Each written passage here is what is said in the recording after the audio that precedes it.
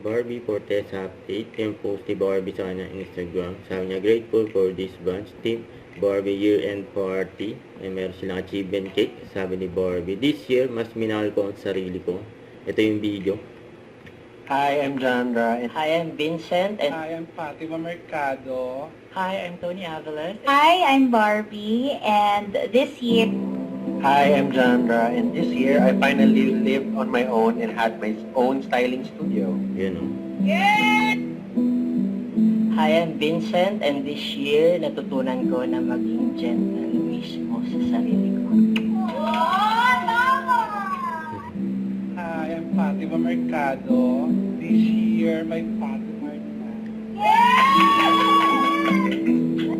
Hi, I'm Tony Avalos. And this year, I was able to build my dream content studio. And that's API Media and Content Studio in Task.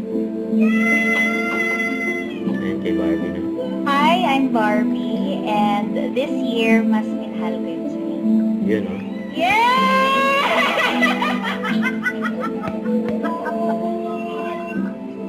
I love you, Team Barbie!